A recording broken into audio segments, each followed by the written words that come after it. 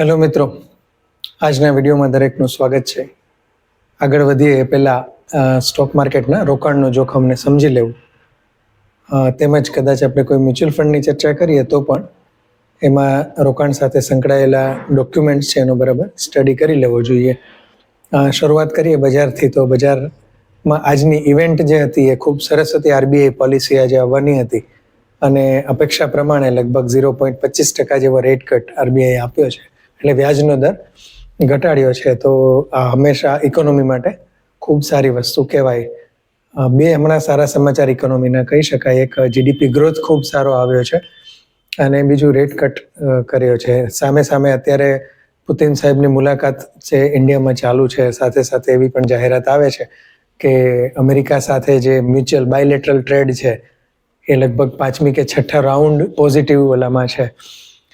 જોકે આમ જોવા જઈએ તો એ આખી વસ્તુ જ શંકાશીલ છે, કારણ કે 5-6 રાઉન્ડ કરવા પડતા હોય એનો મિનિંગ એમ થયો કે કંઈક ડિસ્પ્યુટ વધારે અથવા તો એવા ઇન્ટેન્સિટીમાં છે. પણ ઠીક છે, હવે બજારને કંઈ એટલો બધો ટેરિફથી કે એને લગતા સમાચારથી ફેર નથી પડતો. હા, એક્સપોર્ટ ચોક્કસપણે જો ટેરિફ ઇમ્પ્લિમેન્ટ 100% થશે આ રીતે અને કોઈ રસ્તો નહીં નીકળે તો એક્સપોર્ટના ફિગરમાં આવનારા સમયમાં થોડો ઘણો ફેરફાર જોવા મળે.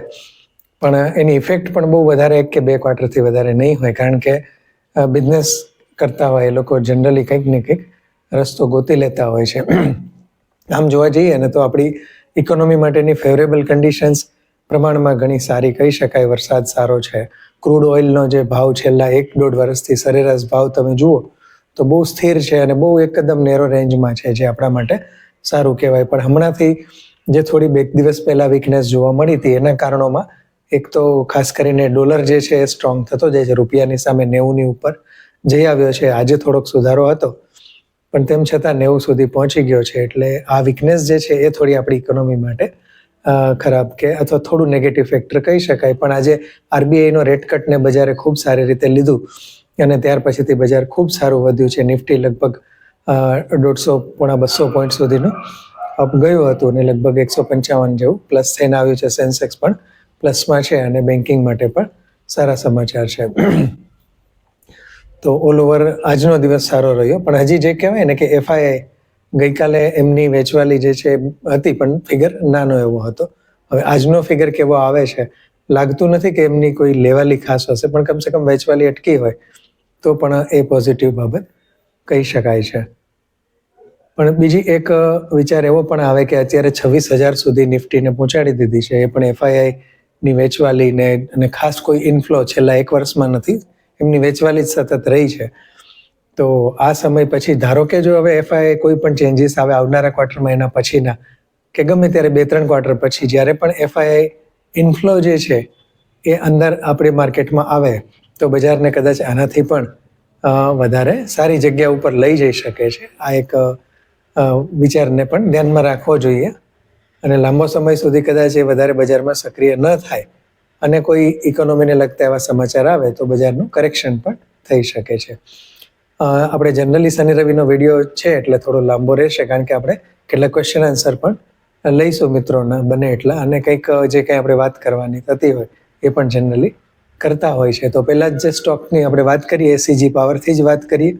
આપણા જૂના બધા જે વિડીયો છે એમાંથી શરૂઆતના વિડીયોમાં જ સીજી પાવરનું ડિસ્કશન થયેલું. ખૂબ નીચો ભાવ હતો ત્યારથી આપણે વાત કરી હતી, ત્યાર પછીથી ખૂબ સારો એવો ભાવ ગયો હતો અને વચ્ચે તો એક સમય મેં અત્યારે લગભગ 2-3 કે 4 મહિના સુધી એક આખી રેન્જ જે એની હતી 650-60ની આજુબાજુમાં આવે એટલે એને એડ કરવાના અને 700 ઉપર જાય 720 સુધી કે એમ, ત્યારે પછી હોલ્ડિંગ જે છે એને થોડું ઓછું કરવાનું. આ રીતનું ઘણો સમય સુધી ઘણા ઓપોર્ચ્યુનિટી 2-3 મહિના સુધી એ જ રેન્જમાં ફરતો રહ્યો. ઘણી વખત એની તક પણ મળી અને 800 સુધી પણ જઈ આવ્યો છે. પણ ત્યાર પછીથી હવે થોડો કરેક્શનના મોડમાં છે. એક સમાચાર પણ હતા, એમનો કંઈક 400 કરોડ જેવો ઓર્ડર જે છે એ રેલવેમાંથી કેન્સલ થયેલો છે. એમનું કંઈક જે કહેવાય કે એમણે જે સર્ટિફિકેશન્સ અને કમ્પ્લાયન્સ લેવાના હોય, જરૂરી સજ્જતા જે જોઈએ, કંઈક સર્ટિફિકેટ હશે એવા કોઈ પણ અથવા એવી મંજૂરી હશે કે જેને એ નથી એ મેળવવામાં કંપની ટાઈમસર પહોંચી ન શકે, એને કારણે એ ઓર્ડર રદ કરેલો છે એટલા માટે. પણ કંપનીએ આ સમાચારનો જવાબ પણ આપ્યો છે કે આવનારા સમયમાં જે કંપનીનો બીજા બધા વર્ક ને રેવન્યુ ગ્રોથ એસ્ટિમેશન છે કે ઇવન રેલવેના પણ કામમાંથી જે કંઈ રેવન્યુ છે એ જળવાઈ રહેશે અને કંપનીએ જે કંઈ પ્રોજેક્શન્સ આપ્યા છે એમાં કોઈ ખાસ ફેરફાર આ ઓર્ડરના કેન્સલ થવાથી થાય એવું નથી. અને આમે ઓર્ડરની પાઇપલાઇન સારી છે. સીજી પાવરમાં ફક્ત એક જ વસ્તુ ધ્યાનમાં રાખવાની છે કે એનો પી જે છે એ વધારે છે. અને જો કે પી તમે સરેરાશ છેલ્લા 1.5-2 વર્ષથી જુઓ તો પી એટલો ક્યારેય નીચે આવ્યો જ નથી. ઉલટાનો અત્યારે થોડો ઘણો નીચે 97-100 ની અંદર છે એવું કહી શકાય.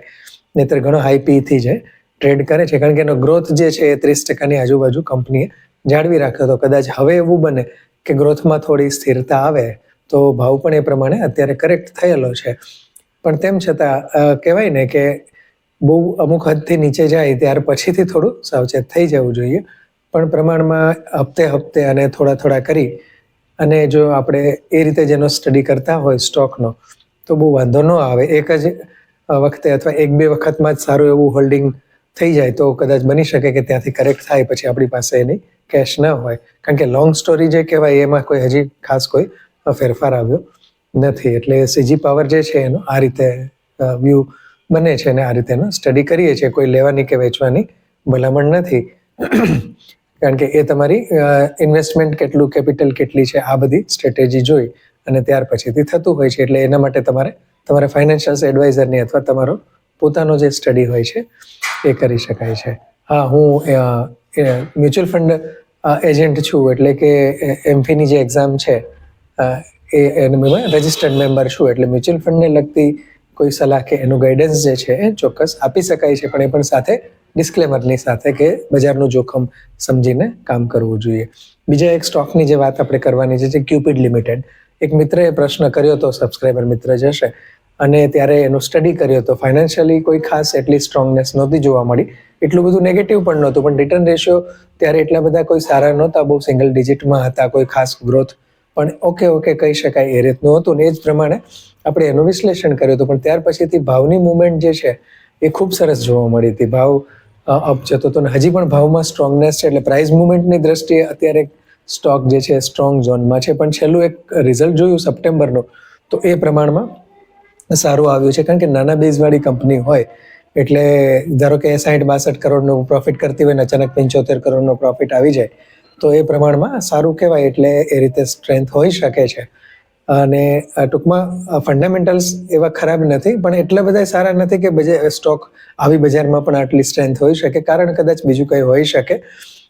એટલે ભાવની મુવમેન્ટ પ્રમાણે આ સ્ટોકમાં ખરેખર કામ કરવું જોઈએ, એનું રિસર્ચ કરવું જોઈએ. આપણે લેવાની કે વેચવાની વાત નથી કરતા. બીજી એક વસ્તુ, પ્રમોટર જે છે ને એમનું હોલ્ડિંગ ઘણું પ્લેજ છે, એમને ગીરવે શેર મૂકેલા છે. એટલે આવું હોય ને ત્યારે કદાચ જ્યારે કરેક્શન્સમાં આ સ્ટોક આવે ને ત્યારે પ્રેશર આવે અથવા પ્રમોટરને ક્યારેય પૈસાની જરૂર પડે કે એને ટાઈમ ટુ ટાઈમ પહોંચી ન શકે તો એ સ્ટોક ઓપ્શન થાય તો એ તકલીફ આવે. આ એક શક્યતાની ખાલી વાત છે, જરૂરી નથી. ઘણી વખત પ્રમોટરોએ પ્લેજ કર્યું હોય પણ બિઝનેસમાંથી અથવા તો એ કોઈ પણ રીતે એ પૈસાથી અર્નિંગ વધારે સારું મેળવતા હોય એટલે પ્લેજ એમણે જાળવી રાખ્યો એવું પણ બની શકે છે. એટલે આ રીતે જોવું જોઈએ. પણ ખરા કોઈ ખાસ એમાં ગાઈડન્સ મળતું નથી. એટલે પ્રાઇસ મુવમેન્ટને જ ફક્ત ટ્રેક કરાય. ફંડામેન્ટલ સુધર્યા છે, છેલ્લું રિઝલ્ટ સારું છે, પણ છતાં હજી એકાદ ક્વાર્ટર સુધી જોઈએ અને પછી કોઈ પણ એનો અભ્યાસ કરી શકાય છે. ત્રીજી કંપની જે છે ટીના રબર. ટીના રબરની આપણે વાત, જે બધી રિસાયકલિંગ કંપનીઓ હોય એની વાત કરી હતી કે રબરનું રિસાયકલ કરે છે, રબરના પેલેટ્સને ટાયર કંપનીઓને ઘણી બધી પ્રોડક્ટ સપ્લાય કરે છે જૂના ટાયર જે છે એમાંથી રિસાયકલિંગ કરીને. અને ખૂબ સારું મેનેજમેન્ટવાળી કંપની જે એક સમયે ખૂબ ફેન્સી હતી, લગભગ 1400ની ઉપર સુધી સ્ટોક જઈ અને અત્યારે પ્રમાણમાં એના હાઈથી સારો એવો કરેક્ટ થયેલો સ્ટોક છે. અને એનું એક કારણ આગલા ક્વાર્ટરનું રિઝલ્ટ ઠીક હતું અને છેલ્લું રિઝલ્ટ થોડું ખરાબ તો ના કહી શકાય પણ ઓછું આવ્યું છે. રેવન્યુ ગ્રોથ અને પ્રોફિટ ગ્રોથ બંને ઘટ્યા છે, એટલે કરેક્શન્સનું એક આ કારણ કહી શકાય. અને આમેય વચ્ચે જે કહેવાય ને કે રિસાયકલ બધી કંપનીઓ, ઇકો રિસાયકલિંગ જે છે, ગણેશા ઇકોસ્ફિયર છે, કે આ બધી ઘણી કંપનીઓમાં કરંટ ખૂબ હતો, પણ હવે થોડુંક એમના ભાવથી ઘણી કંપનીઓમાં કરેક્શન આવ્યું છે. એ પ્રમાણે આમાં પણ હોઈ શકે, કારણ કે બીજી કોઈ તકલીફ નથી, ખાલી રેવન્યુ એક ક્વાર્ટરની ઓછી આવી છે, આગલા ક્વાર્ટરમાં ઠીક હતી અને પ્રોફિટ પણ એ પ્રમાણે ઓછો આવે છે. એટલે ગ્રોથ કંપનીનો થોડો સ્લો થયો છે, એના કારણો હોઈ શકે. પણ તેમ છતાંય કંપની માટેની પોઝિટિવનેસ એઝ ઇટ ઇઝ દેખાય છે, કારણ કે બાકીના બધા જ ફંડામેન્ટલ્સ જે છે એ ઇન્ટેક્ટ છે અને એમાં કોઈ ખાસ ફેરફાર નથી થયો. તો આ રીતે આ 3 કંપનીઓની આપણે વાત કરી હતી. અને બીજા એક મિત્રએ કહ્યું હતું કે સ્ટોક માટેની તમે જે સલાહ આપો છો આડકતરી રીતે, પણ હવે એમાં એવું છે કે સેબીનો નિયમ પ્રમાણે તમે કોઈ આપણે ટિપ્સ કે લેવેચની સલાહ નથી આપતા. અને એક આમ જોવા જઈએ ને તો થિયરી માટે પણ કોઈની ટિપ્સ કોઈને આપવી અથવા કોઈની ટિપ્સથી લઈને કામ કરવું એ તમારા માટે પૈસા મીન્સ કે એ તમને ક્યારેય મોટા પૈસા કે કોઈ મોટી વેલ્થ નથી બનાવી દેતા. પણ તમે પોતે થોડું ઇન્ટરેસ્ટ લઈને કરો, ભલે એનું ગાઈડન્સ માટે વિડીયો જુઓ, કઈ રીતે એમાં જવાય, એ બધી વસ્તુઓ છે ને એમાં હવે આપણી આવનારી એક્ટિવિટી તો એમાં ઘણી બધી આપણને મદદ કરે એમ છે. પણ તમારું રિસર્ચ અથવા પ્રોપર એનાલિસ્ટની સલાહ લઈ અને તમે કામ કરતા હોય તો એ વધારે સારું છે. પણ છતાંય આપણે વ્યૂ પોઈન્ટમાં કોશિશ કરીએ કે જેથી કરીને સબસ્ક્રાઈબરને કંઈક ને કંઈક દિશા મળી શકે છે અને એ રીતે જ આપણે કામ કરીએ. પણ અલ્ટિમેટલી તમારું પણ રિસર્ચ હોય તો તમારો કોન્ફિડન્સ પ્રમાણમાં સારો હોય છે. કારણ કે ઘણા તથ્યો એવું બને કે ઘણી વખત તમે પણ ક્યાંકથી ગોતી લાવતા હો, મારા કરતાં 1-2 વસ્તુ તમે એડ કરી શકતા હોય, કારણ કે તમારું સ્ટોકનું યુનિવર્સ જે છે એ પ્રમાણે રહેતું હોય છે. એટલા માટે હવે જ્યારે આ 3 સ્ટોકની વાત કરી છે ત્યારે એક વધારાની એક કંપનીની પણ અહીંયા ઉલ્લેખ કરી લઈએ. એનું નામ છે જ્યોતિ રેઝિન. એનો પણ આપણે વિડીયો બનાવ્યો હતો અને પીડીલાઇટની કોમ્પિટિટર કંપની કહેવાય, પણ ખૂબ સારું કામ કરી રહી છે. આ કંપની પણ આમ જોવા જઈએ તો થોડી કરેક્શન્સમાં છે, પણ તેમ છતાં એટલી બધી કરેક્ટ નથી થઈ. પ્રમાણમાં વેલ્યુએશન્સ હજી એમની ઓછી જ ગણી શકાય, પી રેશિયો, કારણ કે 16-17 પીથી ટ્રેડ કરે છે, જ્યારે પીડીલાઇટ છે 66ની ઉપરનો પી હોય છે જનરલી. ભલે પીડીલાઇટ આખી અલગ વસ્તુ છે, એની બ્રાન્ડથી માંડીને એની લેગસી આટલા વર્ષોની અને કંપનીનું માર્કેટમાં જે કહેવાય કે એક એ અલગ વસ્તુ છે. પણ આ કંપની પણ પ્રમાણમાં સારી એવી ટક્કર આપી રહી છે, તો એને પણ ધ્યાનમાં રાખવી જોઈએ. અને ઇન્ટરેસ્ટિંગ કંપની છે. ફંડામેન્ટલ્સને બધું જે આપણે વાત કરી હતી એ પ્રમાણે ઇન્ટેક્ટ છે, કોઈ ખાસ એમાં ફેરફાર નથી. તો એનો પણ સ્ટડી ચોક્કસપણે કરવો જોઈએ. એક ઇન્ટરેસ્ટિંગ કંપની છે.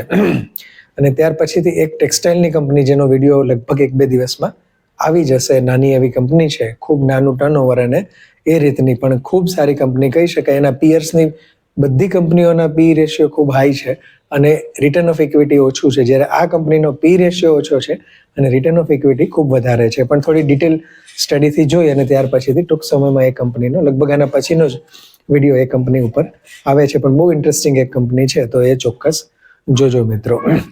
લાઇક, શેર અને સબસ્ક્રાઇબ કરવાનું ભૂલશો નહીં. અને વધુને વધુ મિત્રોને ચેનલ સુધી જોડવા માટેની અપીલ છે. જે રેગ્યુલર સબસ્ક્રાઇબર છે, મિત્રો કોમેન્ટ કરે છે, એમનો ખૂબ ખૂબ ધન્યવાદ. રાકેશ કુમાર જૈન કરીને એક સબસ્ક્રાઇબર છે, એમણે ETF-નું કીધું છે. એનો વિડીયો પણ લગભગ એન્ડ ઉપર છે, તૈયાર થઈ જશે ટૂંક સમયમાં. એ રિલીઝ થશે જાહેરાતની સાથે સાથે. અને ઘણી બધી એક્ટિવિટીઝ પણ એમાં આપણે આપશું. પછી બીજા બીબી પટની છે, એ સિવાય ઘણા બધા સબસ્ક્રાઇબર છે, કદાચ કોઈનું નામ રહી જતું હોય તો એ બધા દરેકનો ધન્યવાદ છે. જય હિન્દ મિત્રો.